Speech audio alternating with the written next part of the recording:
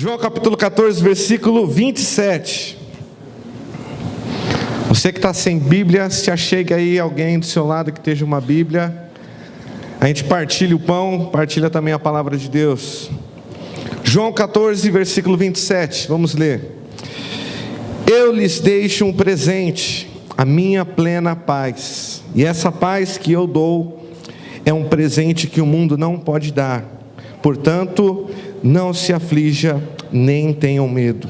Em outras versões a gente pode encontrar: deixo-vos com vocês a minha paz eu vos dou. E eu não lhes dou como o mundo pode a dar. Não se turbe o vosso coração, nem tenham medo. Feche seus olhos. Pai, nós te agradecemos por esse rico privilégio de ouvir a sua palavra, de ouvir a sua voz. Muito obrigado, Deus, por nos trazer até aqui. Obrigado pelo ar, obrigado pela família, obrigado por tudo, Senhor. Fala aos nossos corações, que nos nossos corações o Senhor possa encontrar uma terra fértil, e que a sua palavra, Deus, que é uma boa semente, ela possa frutificar em nós. Repreende, Senhor, todo levante de Satanás, e que a sua palavra, Deus, ela produza resultado em nossas vidas, em nome de Jesus. Amém. Pode sentar. Glória a Deus. Todos me ouvem? Estão me ouvindo aí? Pessoal do fundão, estão ouvindo? Glória a Deus. Nós lemos sobre um presente que o próprio Cristo deu aos seus discípulos. Esse momento onde Jesus ele dá esse presente, que é a paz dele. Nós podemos ver versículos atrás que eles estavam reunidos já no cenáculo. Já era aqueles momentos finais próximos da crucificação de Jesus. Antes disso, de Jesus ele entregar de presente a paz dele, Judas já havia saído para entregar Jesus. Pedro ele já havia sido alertado que ele negaria Jesus. E Jesus ele começa a dar algumas instruções antes da crucificação. Jesus ele conhecia o coração daqueles discípulos. Aqueles homens, eles deixaram tudo que eles tinham e seguiram a Jesus somente por um siga-me. Hoje, por muito menos, a gente não está nem aí, né? Hoje a gente ouve tantas palavras, a gente ouve tantas coisas maravilhosas sobre Cristo. Eles só ouviram um sonoro siga-me e seguiram a Jesus. Hoje a gente ouve aí o pessoal oferecendo casa, oferecendo dinheiro, e tem um bando de gente que vai, mas tem gente que nem quer saber, enfim. Mas os discípulos deixaram tudo e Jesus sabia disso. Jesus sabia também o que aconteceria com ele momentos à frente. Jesus sabia o que aconteceria com ele, sabia que era a missão dele, era o propósito que Deus tinha para ele. Era a crucificação, era a morte, para a nossa redenção. E Jesus, sabendo de tudo isso, ele deixa um presente maravilhoso. Ele promete o Espírito Santo um versículo antes, mas naquele momento ele deixa a paz que o mundo não pode dar. Era um costume judaico, tanto nas saudações quanto nas despedidas, desejar a paz, o shalom. Então sempre quando a pessoa se cumprimentava ou dava um adeus, desejava a paz. Então entenda isso como se fosse uma despedida de Jesus antes da crucificação. Ele morreria, mas ele ressuscitaria. Mas imagine que a cabeça daqueles discípulos que deixaram tudo, imagine como é que ficaria. Eles tinham toda a esperança depositada em Cristo Jesus, e tudo o que aconteceu, imagine como que eles ficaram perturbados. Eu entendo que a gente às vezes apedreja Pedro, é quase um trava-língua. Às vezes a gente coloca Pedro na parede e fala: tá vendo, ele negou a Jesus. Mas se nós olharmos com outros olhos, nós vemos que quando Pedro ele tenta fazer com que Jesus, não, o Senhor não vai ser crucificado, o Senhor não vai morrer. Ele não está querendo impedir que Jesus colocasse em prática o plano de Deus. Ele estava com medo. Ele tinha o seu líder, ele tinha aquela pessoa de exemplo que estava tão próxima dele, falando que ia embora, que iria morrer. Então, imagine a cabeça desses homens. Nenhum deles eram guerreiros, Nós não tínhamos um Mateus que era agente do FBI, nós não tínhamos João que era da Polícia Federal. Eram homens simples, eram homens comuns, como diria John MacArthur no seu livro, eram 12 homens extraordinariamente comuns. Jesus, conhecendo eles, ele entrega esse presente, o único presente que o mundo ele não pode dar, que é a paz. E é exatamente sobre isso que nós vamos falar nessa noite. Matthew Henry, ele escreve, eu tive que até que anotar, que eu achei muito lindo isso. Ele falou assim: a sua alma, Jesus, ele entregava ao seu pai. O seu corpo ele deixou a José de Arimateia para que ele fosse sepultado decentemente. As suas roupas ficaram para os soldados. Foi lançado sorte das roupas de Cristo. Como no domingo passado, né, que teve a palestra, né, o pastor ele até falou: Jesus ele não foi crucificado com aquela tanga que a gente vê, né, nas igrejas católicas. Foi nu, era exatamente humilhante. Sua mãe ele deixou aos cuidados de João. Mas o que ele deixaria aos seus pobres discípulos que tinham deixado tudo por ele? Ele não tinha prata nem ouro, mas ele deixou algo infinitamente melhor: a sua paz. Aqueles homens, eles viriam a sofrer algo que eles nunca teriam visto. Aqueles homens, quando prenderam Jesus, foi com força bruta. Jesus ele não mostra resistência nenhuma, mas vão soldados, vão homens, vão gente para falar mal e xingar e blasfemar, enfim. Era como se fosse um bando de animal levando Jesus de tribunal em tribunal até a crucificação. Tanto quando o pastor ele é ferido, as ovelhas são dispersas. Quando Jesus ele é preso, todos os discípulos o deixam e somente alguns o seguem de longe. Aqueles homens eles ficariam em momento de totalmente tribulação. E Deus e Jesus ele dá essa paz, a paz que o dinheiro não compra, a paz que Cristo dá, a tecnologia ela não oferece, a paz que Cristo nos entrega e que Ele também nos dá. As armas elas não vão proporcionar essa paz. O mundo tem uma paz que nós podemos ter, a paz do mundo. O dicionário fala que a paz é uma relação entre pessoas que não estão em conflitos, ou é uma situação de uma nação ou de um estado que não está em guerra, ou um estado de espírito de uma pessoa que não é perturbada por conflitos e inquietações. Essa é a paz do mundo. Lembra quando você está lá no seu serviço, está aquela loucura, o chefe cobrando, vem o gerente, vem o cliente, aí quando você chega em casa você quer sentar no sofá, ligar a TV e ficar tranquilão? Alguém é assim ou só eu? Tem alguém que é assim? Depois de um dia cansativo, quer chegar em casa e ficar tranquilão? Todo mundo, né? Às vezes a gente não consegue. Com filho pequeno, pelo amor de Deus, faz tempo que eu não sei o que é sentar, ficar só quando ele está dormindo. Mas quando eu abro a porta, ele acorda. Ele tem um negócio com a porta, meu filho, enfim.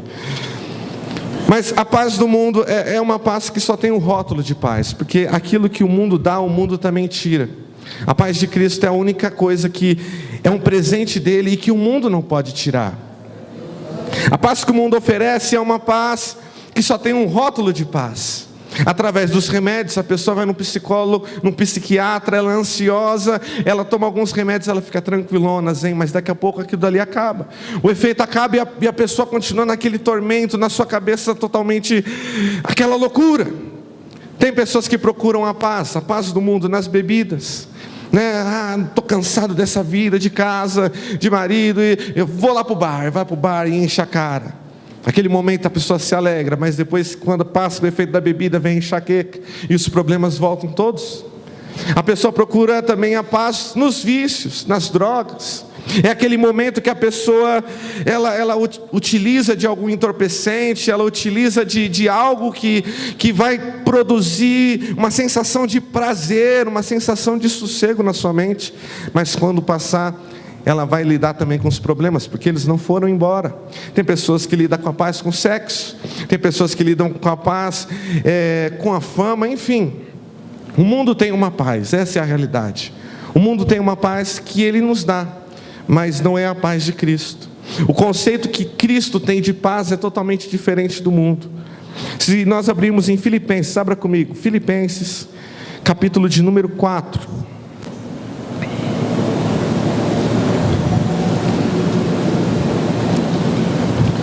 Filipenses capítulo de número 4.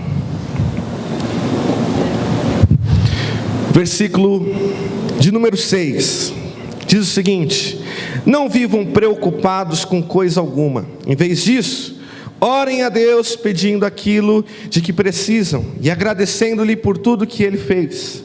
Então vocês experimentarão a paz de Deus, que excede todo o entendimento, e que guardará o seu coração e a sua mente em Cristo Jesus. Essa é a paz de Cristo, é uma paz que excede todo o entendimento. É uma paz que o ser humano ele não consegue pensar nela. O que transcende, o que excede o entendimento é justamente aquilo que a gente não consegue pensar. É a paz que Cristo tem. E talvez isso explica um pouco da história da igreja. Se nós formos olhar a história da igreja, páginas que não estão na Bíblia, são páginas que fazem parte da tradição da história da igreja. Nós vemos os apóstolos, que viveriam em João 14, 27. Um pouco mais à frente, viveriam um momento de totalmente aflição. Nós vemos os apóstolos anos depois, diante da morte, como Pedro. Diz a tradição, não a Bíblia, diz a tradição que Pedro, ao morrer, ele foi crucificado. E aquele homem, ao ver a sua cruz, ele olha para a cruz e fala: eu não sou digno de ser crucificado como meu Senhor. Então, inverta essa cruz de ponta cabeça. Você imagina a cabeça de uma pessoa diante da morte e fala assim: olha, eu não sou, não, vamos piorar esse negócio? Já é ruim, vamos piorar, inverte de ponta cabeça. A crucificação, Jesus mesmo, ele ficou preso com suas mãos e seus pés. Imaginem que todo o peso do corpo humano de Cristo estava preso na sua carne ali. Então, cada vez que a gravidade o puxava para baixo, ia rasgando os seus tendões, os seus ossos, sua musculatura. Agora imagine Pedro, era um senhor de idade, de ponta cabeça e preso pelos pés. Imagine como deveria doer aquilo. Mas ele faz isso com alegria. Olha que loucura. Mateus diz a história que ele foi transpassado por uma lança. Tiago, o irmão de Jesus, ele foi empurrado do alto do templo pelos próprios judeus que crucificaram Jesus. Agora, eu li esses dias no livro chamado O Livro dos Mártires, de John Fox, o relato da morte de André. André, nós não temos tantas informações, não foi um cara que nem Pedro, mas eu achei interessantíssimo, porque ele também pregava a Cristo, e por conta disso ele foi perseguido. Quando ele foi preso e foi condenado, esse livro diz o seguinte: ao dirigir-se ao lugar do martírio, o lugar que ele iria morrer, ao ver de longe a cruz já preparada, André não mudou o seu semblante, a voz não hesitou e a mente não se perturbou. Imagine, eu acho que eu já até falei isso, eu tenho às vezes um problema, graças a Deus, eu estou curado, aleluia, mas eu tenho a minha unha do pé, olha que nada a ver que eu estou falando, eu estou abrindo a minha vida para vocês, é um divã quase aqui. A minha unha do pé encrava. Alguém já teve unha encravada? É horrível, não é? Pelo amor de Deus. Agora imagine uma cruz, então não reclama da unha, aleluia. Mas aí teve um dia que eu falei: tá doendo demais, o lençol da cama passava em cima, já doía. Falei: vou marcar a podóloga, só que ela só tinha agenda para uma outra semana, então fiquei mais uma semana. Porém, eu já tinha ido e eu sei o quanto dói, porque ela enfia um negócio e tira a unha e uma loucura, que dor. Dói mais ainda, dói mais na hora que ela tira do que quando está com a unha encravada. Mas depois pelo menos melhora. E eu lembro que eu fiquei essa uma semana todinha assim: meu Deus do céu, chegou o dia da podóloga, vai doer demais esse dedo. Por que eu tenho esse dedo? Fiquei nisso, eu fiquei pensando, era uma coisa que estava me atormentando. Agora, imagine uma pessoa condenada à morte, e uma morte de cruz, sabendo a agonia que era ficar pendurada naquela cruz. A pessoa vai até em direção, ela olha a cruz, não tem mais a cruz, cadê a cruz daqui? Sumiu a cruz. Mas ela olha a cruz, não muda nada na cara dela, é o mesmo semblante, a voz continua a mesma coisa. Se fosse eu já estava,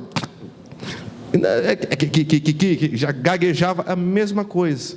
André não mudou nada. E quando ele olha para a cruz, olha o que ele diz, olha que lindo. Isso não está na Bíblia, tá? Isso está na história, deixa bem claro isso, faz parte da história da igreja. André, ao olhar para a cruz, ele diz: ó cruz, extremamente bem-vinda e tão longamente esperada, de boa vontade, cheio de alegria e desejo, eu venho a ti, discípulo que sou daquele que de ti se pendeu. pois sempre fui teu amante e sempre desejei abraçar-te. São palavras de André ao ver a cruz que ele seria pendurado. A história fala que era uma cruz em forma de X. É isso, né, pastor?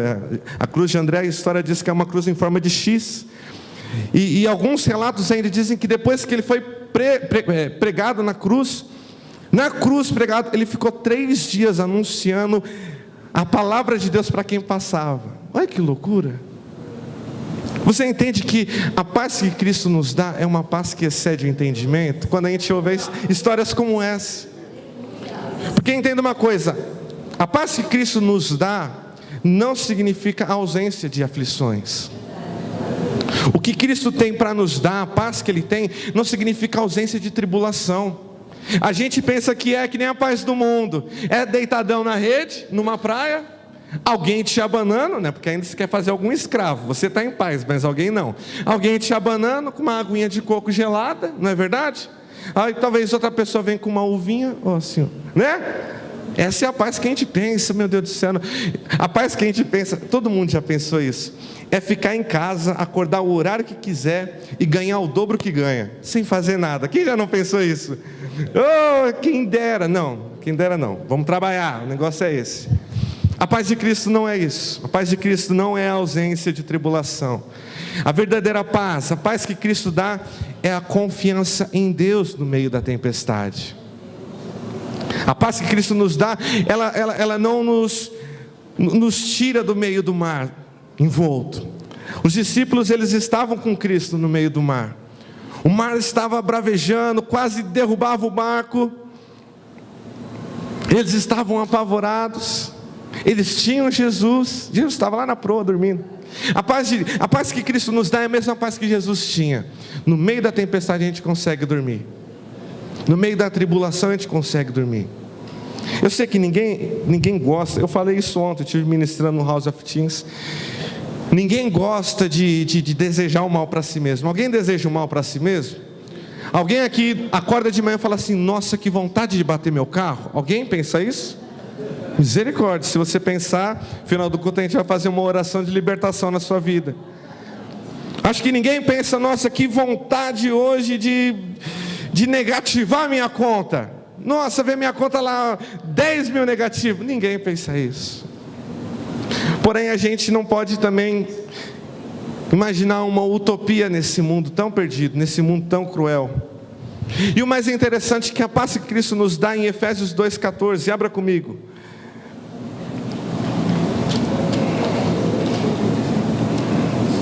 Em Efésios 2,14, o apóstolo Paulo, ele nos diz qual é a nossa paz. Ele dá mais uma característica dessa paz, e é a mais importante característica.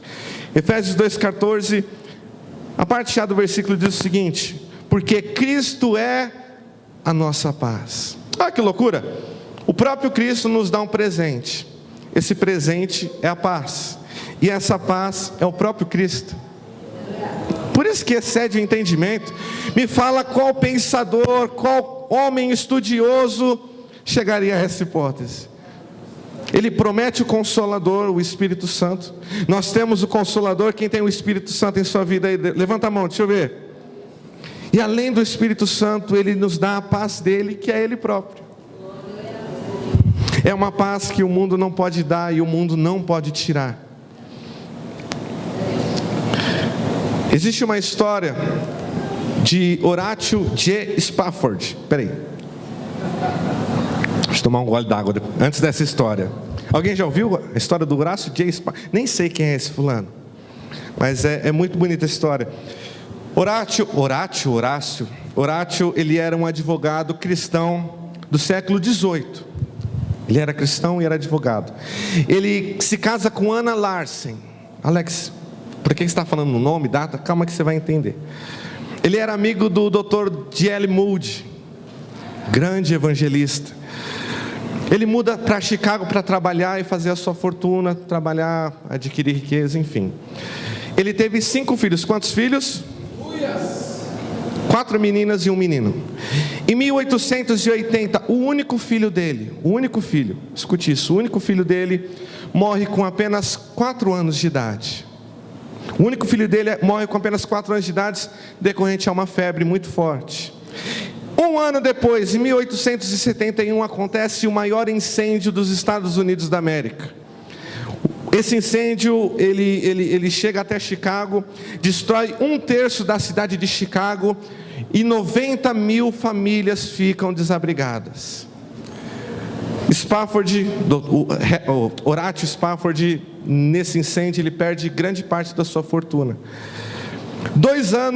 Por 2 anos, Spafford e suas 4 filhas e sua esposa, eles trabalham para ajudar as pessoas que perderam tudo no incêndio. Por 2 anos eles trabalharam arduamente como missionários na própria cidade. Olha que lindo isso.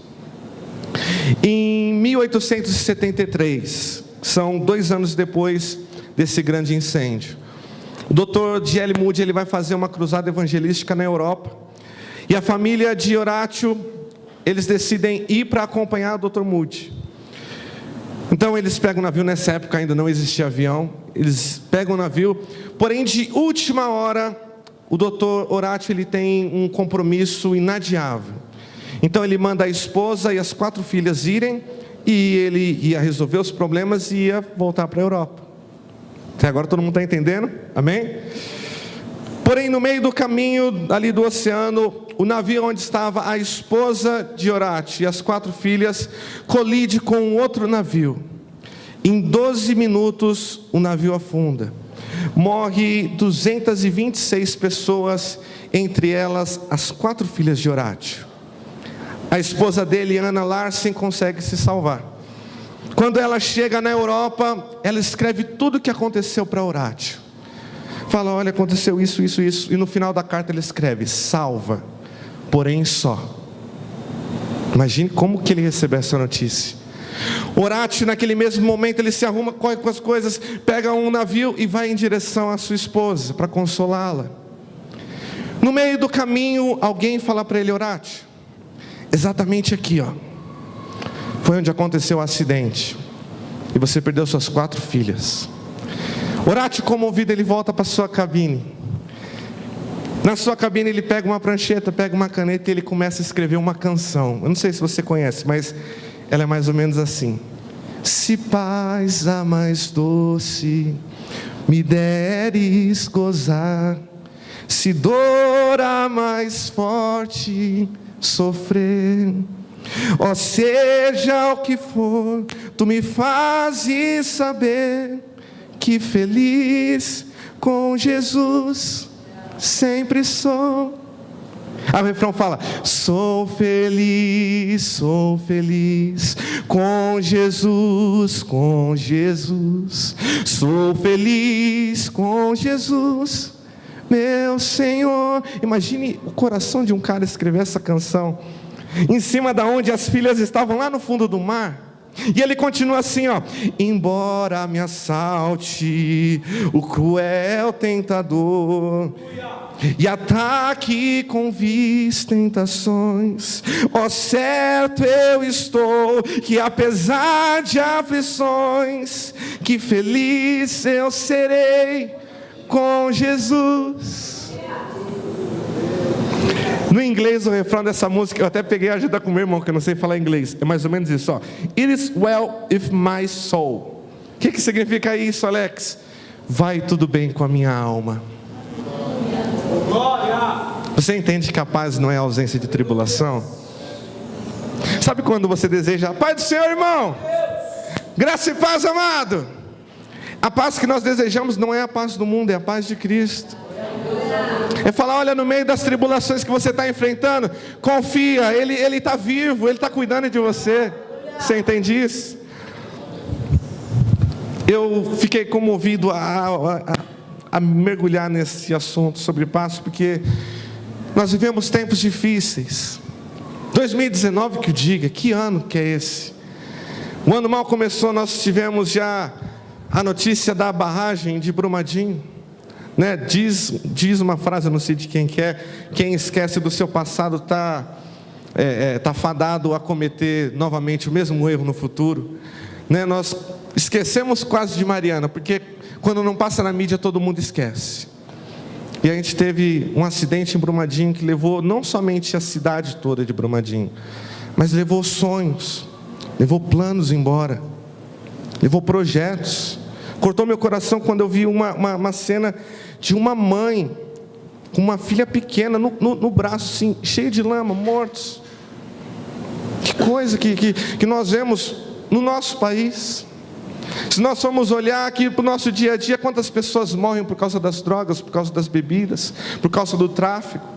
Às vezes a gente fala é normal. Se a gente fala que é normal, pelo amor de Deus, como está o nosso evangelho? Eu falei isso ontem.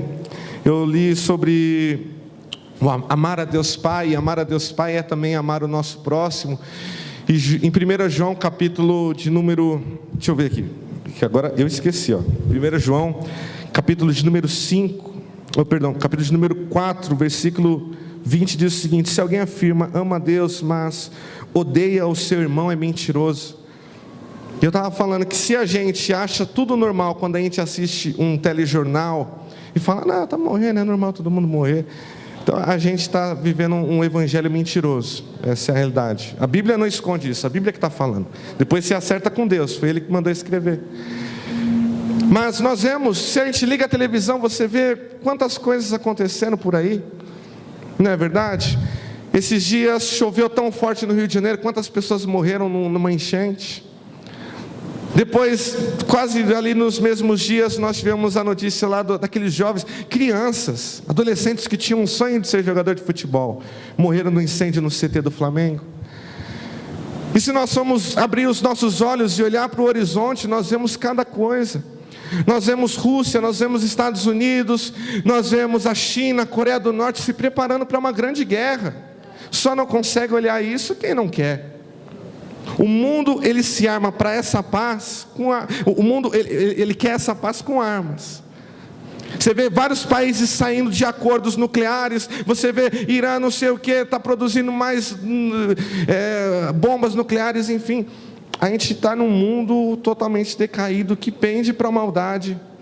E que infelizmente, se a gente fala, não, vai ser tudo muito bonito, vai ser tudo muito maravilhoso, eu não vou enfrentar luta nenhuma, a gente está sendo mentiroso.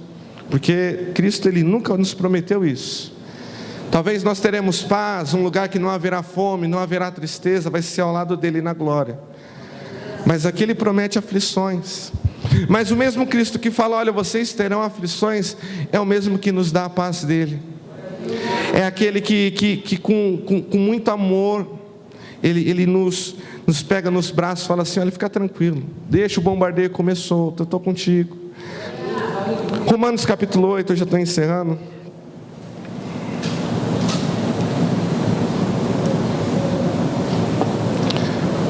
Romanos capítulo 8.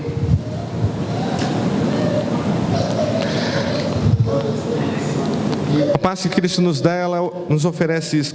Romanos 8, 28. E sabemos que todas as coisas cooperam para o bem daqueles que amam a Deus e que são chamados de acordo com o seu propósito. Nós cremos em um Deus que criou tudo e que tem tudo sob controle. Às vezes a gente ouve algumas pregações ou alguns comentários. Isso eu quero refalar, talvez, se você já ouviu.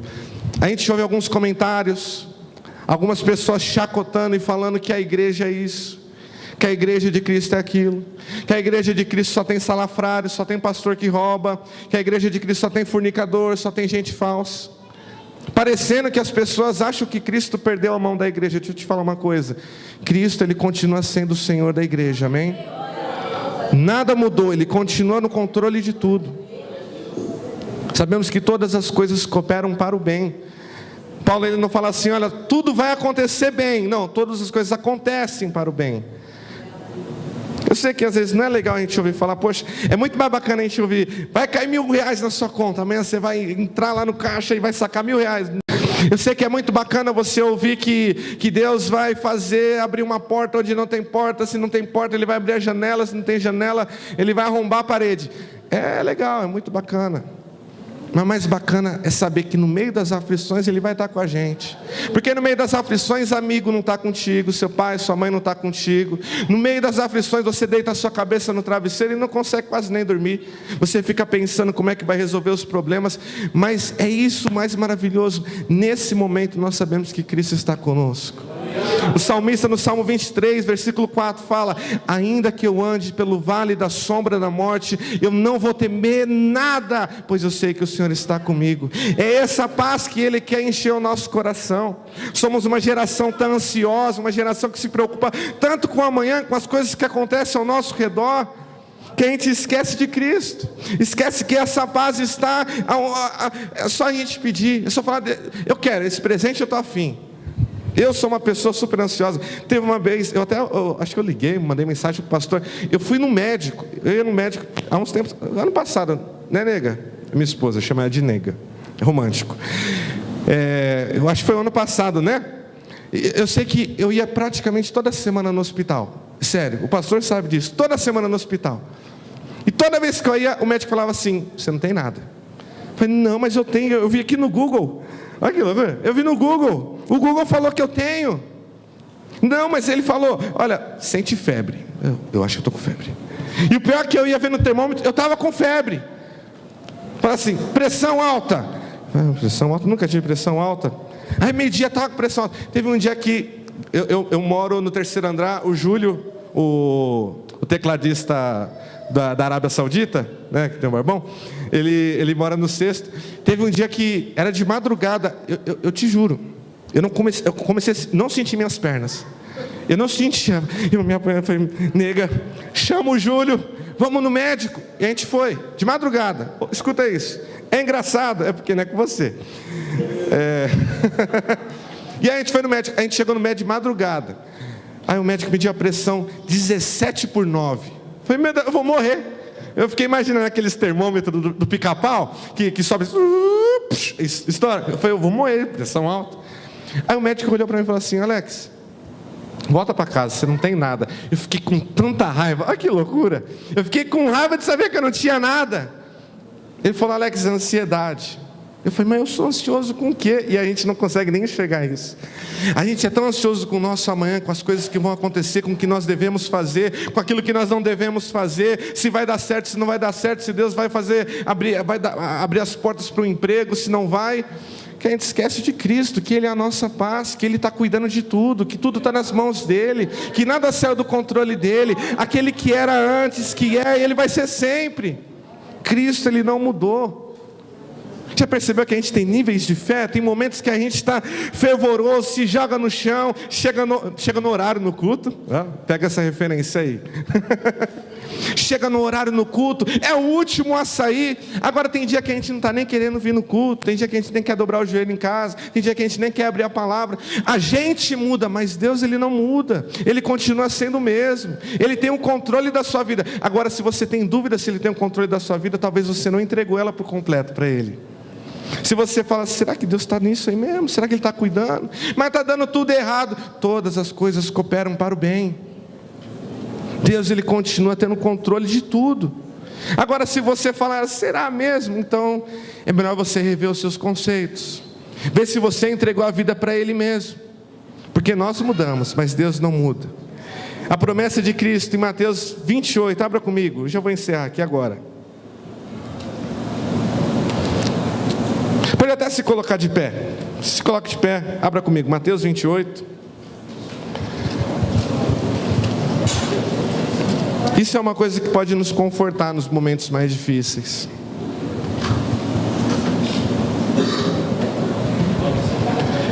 Mateus, capítulo 28, versículo de número 20. Perdão, vou fazer versículo de número 18. E chegando-se Jesus, falou-lhes dizendo: é-me dado todo o poder no céu e na terra. Portanto, ide e ensinai a todas as nações, batizando-as em nome do Pai, do Filho e do Espírito Santo, ensinando-as a guardar todas as coisas que eu vos tenho mandado. E eis, são palavras de Jesus. Até hoje essas palavras, elas devem ecoar na nossa mente. E eis que eu estou convosco todos os dias, até a consumação dos séculos. Ele não nos abandonou. Ele não nos deixou. Nós não somos órfãos de pai, nós temos um pai que está nos céus. Ele nos ama, Ele nos quer bem, Ele cuida de nós. Você crê nisso? Feche seus olhos em nome de Jesus.